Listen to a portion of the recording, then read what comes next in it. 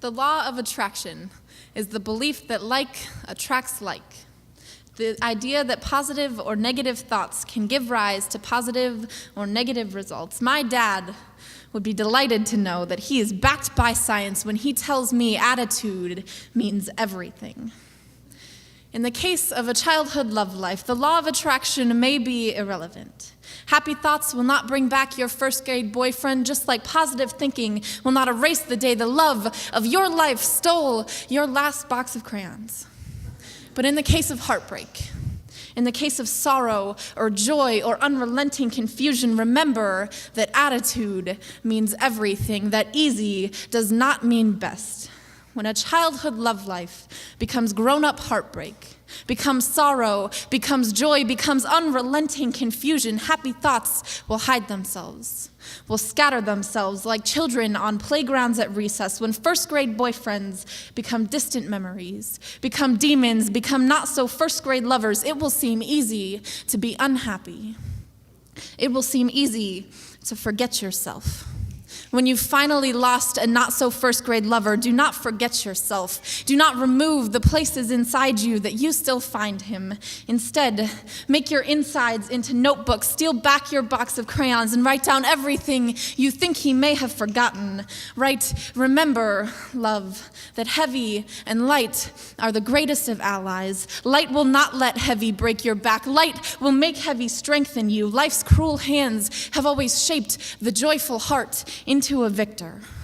Remember, love, that there are gods in your eyes. Whatever heaven happiness is hidden in is not accessible only to those who choose to be blind.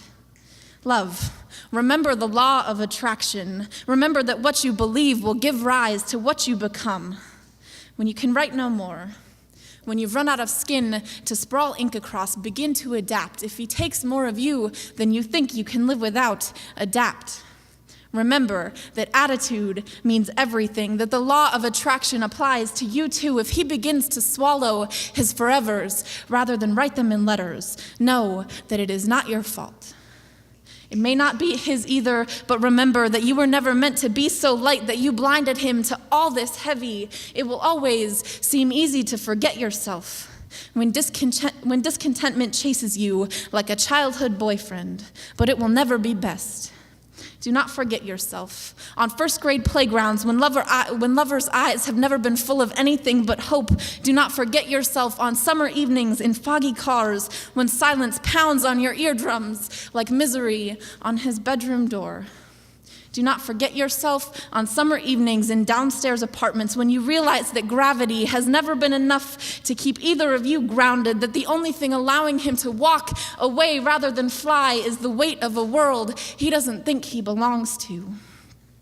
When unhappiness is the only thing anchoring him to the passenger seat, it will seem easy to take everything and run. It will seem obvious that it is only your fault, but it is important to realize that just because you are not everything doesn't mean you are not enough. Remember that attitude means everything. Whether not so first-grade lovers begin to find relief in I am leaving you or will you be with me, remember that all we've ever needed to be happy is our own permission.